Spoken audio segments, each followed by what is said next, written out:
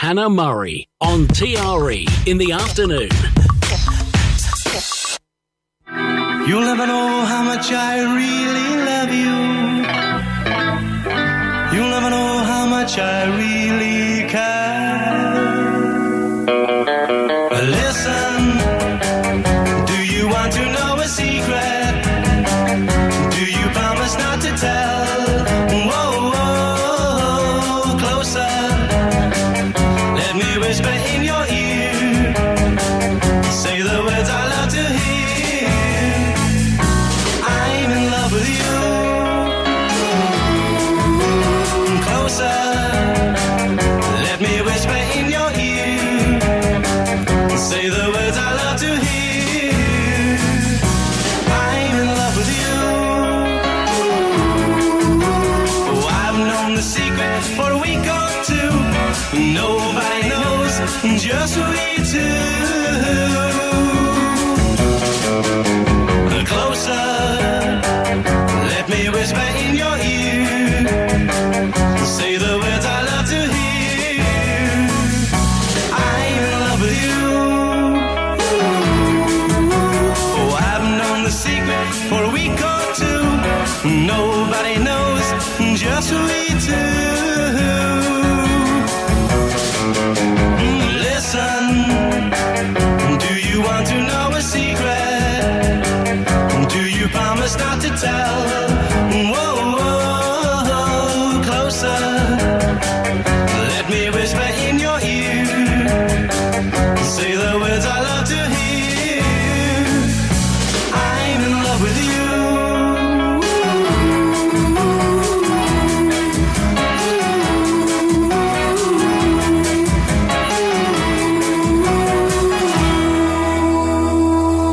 Fabulous. Billy J. Kramer and Do You Want to Know a Secret?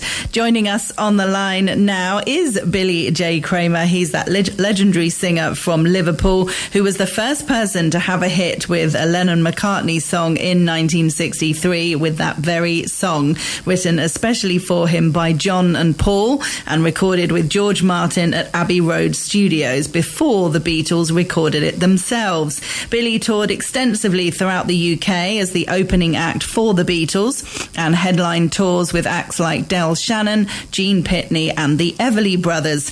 I Couldn't Have Done It Without You is his new single from his new album, Are You With Me? Billy returns to Abbey Road Studio 2 to record the album, which was released on the 7th of June, exactly 60 years since he took America by storm with his first appearance on the Ed Sullivan Show. Welcome to the show, Billy. Hello there, Hannah. How are you? That's very, very cool. Oh, I'm very fine. Well. How are you? I'm very well, thank you. How are you doing? Yes, really good, thank you. It's funny, you know, I would have always been excited to chat with you and honoured to have you with us on the show. But less than a month ago, I had the pleasure of going to Liverpool for the first time. So it's even more special.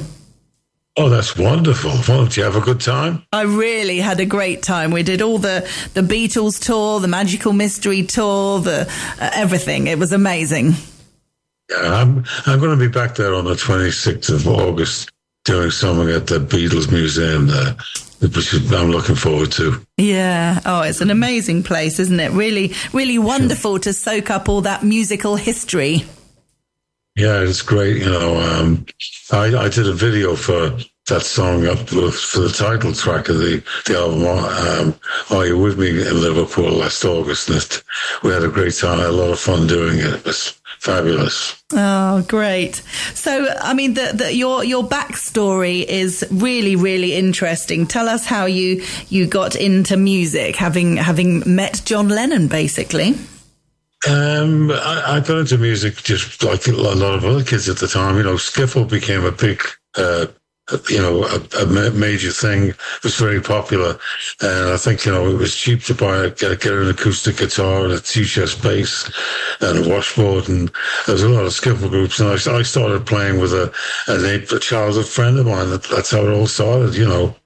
We later formed a group and, I started playing all the gigs around Liverpool, you know, Aintree Institute and Little and Town Hall and Blair Hall and the Majestic Ballroom in Bergen, loads of places. I was out there doing gigs like 6 or 7 nights a week after I finished work. It was a great time for me, you know. Yeah, amazing. That was how I started.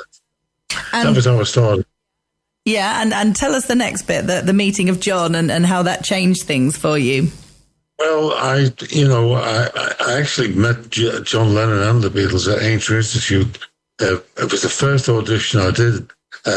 They used to put, bands like the Beatles who were known on during the evening, but the bands who were just starting out, they used to get them to open, and I opened there at Aintree Institute, and I got my first 6 shows from that audition, and I met the Beatles for the first time. And then playing around Liverpool, I did a lot of shows with them before they made hit records. And then there was a popularity poll in a newspaper called Merseybeat, and I joined second with a guy called Lee Curtis. And then, because of this, it brought me to the attention of Brian Epstein, who came along and offered me a contract, and I turned professional. And he gave me this song, Do You Want to Know a Secret, which I learned. I left the guys I started with because they didn't want to take it up full time. They had other professions. And he used to use the Dakotas to back different artists when they were visiting the North from the South.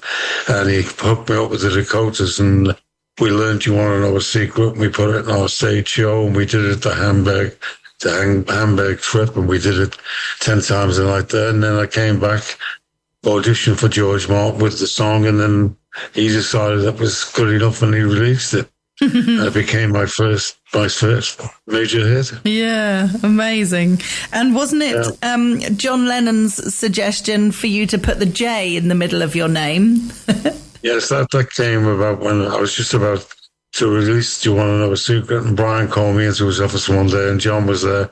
And he said, I've got a suggestion. I said, what is it? He says, I think you should add a J to your name. It'll make it more rock and rolly and easy for the public to catch on with. Nice one. And you went on to sing a handful of songs composed by Lennon and McCartney and had some really big hits, didn't you? Bad to Me, I'll Keep You Satisfied, From a Window. I mean, the list goes on. That was it. I followed You Want to Know a Secret with Bad to Me, and the B-side was another Beatles song, I Call Your Name. There was a Beatles song on the backside of Do You Want to Know a Secret? I'll Be On My Way. Then I did I'll Keep You Satisfied, From a Window, and another song called I'm in Love. So, I was doing a lot of shows with the Beatles, and they were giving me songs, which is a wonderful start to my career. Yeah, fantastic. A fact that I read that I'm interested to know how you feel about, because it made me go, oh no, Paul McCartney offered you a song that he'd written called Yesterday, which you turned down. Well, it was just one of those things. I asked him for a song one day, and he sat in the theatre that they were playing at the ABC in Blackpool, played Yesterday. And I said, I want a rock and roll song, Paul.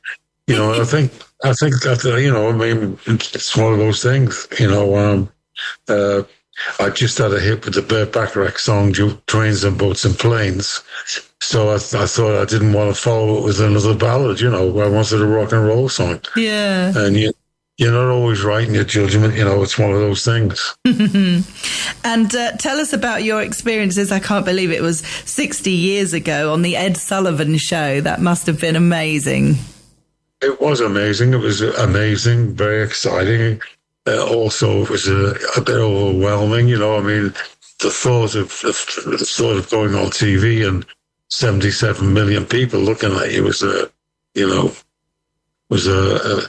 bit nerve-wracking, but it was a great experience, and I had a lot of fun with it. And then I did a week at the World's Fair that was on in New York at the time. It was a fantastic period in my life. Yeah. And tell us about the release of this new album, because I know, as I said in the introduction, released on the 7th of June, which was 60 years since your appearance on the Ed Sullivan Show. And also it's a real kind of tribute to the Beatles in part, but also Brian Epstein, who was your manager in what would have been his 90th birthday year. Yeah, I mean, I feel that, I owe a lot to Brian Epstein and to the Beatles, and, to me, they opened a lot of doors for me, and it was a thrill and very exciting to go back to Abbey Road after many years and get together with some great musicians and put this album together. Yeah. It's great, a wonderful time. Yeah, it must have been strange being back at the Abbey Road studio, was it? It was strange, to be in the same room where, I remembered vividly where John Lennon sat at the piano and played the song Bad to Me for the first time for me on the piano. And he also said, I want to play you another song and give me your honest opinion of it. It was, I Want to Hold Your Hand. I said to him, can I have that one? He says, no, we're doing that. But, I was very happy with that. To me, it was a great song. Yeah. Oh, fantastic. And what about your time with Brian Epstein? What was he like? What was your relationship like with him? Brian Epstein was the greatest manager ever. I mean, he taught me so much. Taught me a lot of stuff. And he used to come to all my shows, and he'd write down all the things he didn't like and things that I needed changing. The repertoire, what songs I sang, the order of the repertoire, how I announced them. He was a very hands-on man, Yeah. And he was also a great friend, Yeah. Also a great friend. So I'm going to end, or we're going to end, on playing the new single, I Could Have Done It Without You. It's from the album, which people can buy from our website, tre.radio. The album's called Are You With Me? What can you tell us about the song I Could Have Done It Without You? Couldn't Have Done It Without You. Well, I'll tell you the truth. I'd mapped out 10 songs for the album prior to this. And then about a week or so before, the guy who wrote it was the guy called Mark Hudson, he wrote Living on the Edge for Aerosmith, and he's written for a lot of people. And he called me and he said, we were talking about a song about a year ago, Billy. I said, yeah. He says, well, I've written one and I want to send it to you. And I was like, what am I going to tell him about, So I waited and he sent me the song, and I thought, I've got to do it, and I took a song out and put this one in because I thought it was apt and very appropriate to do. Yeah, perfect. Well, we're going to play it now. It's been a real pleasure to have you with us on the show, Billy J. Kramer. Thank you so much for joining us. Thank you very much. It's been my pleasure, and I hope you like the song.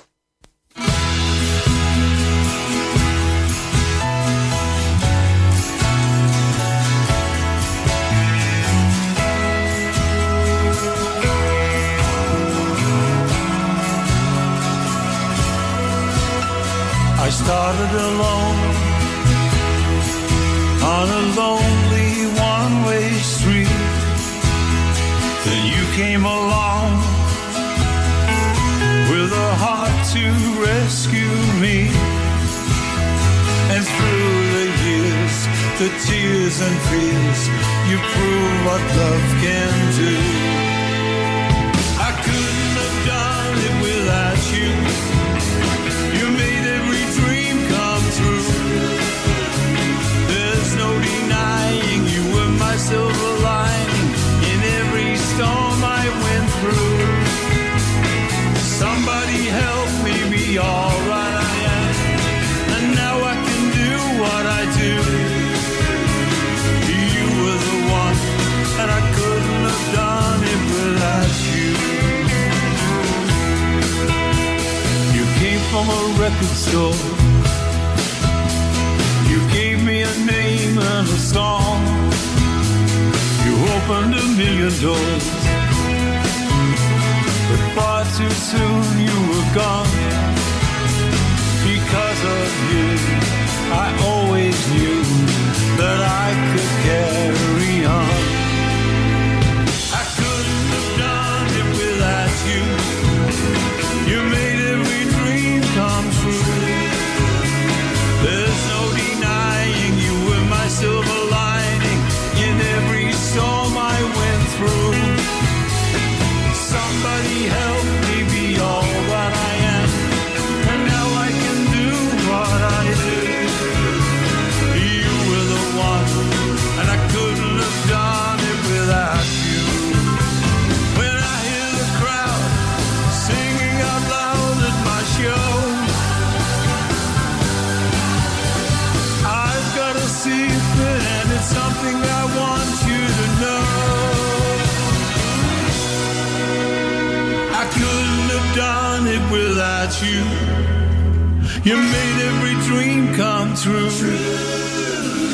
There's no denying you were my silver lining in every storm I went through. Somebody help me be all that I am, so now I can do what I do. You were the one, and I couldn't have done it without you. No, I couldn't have done it without you.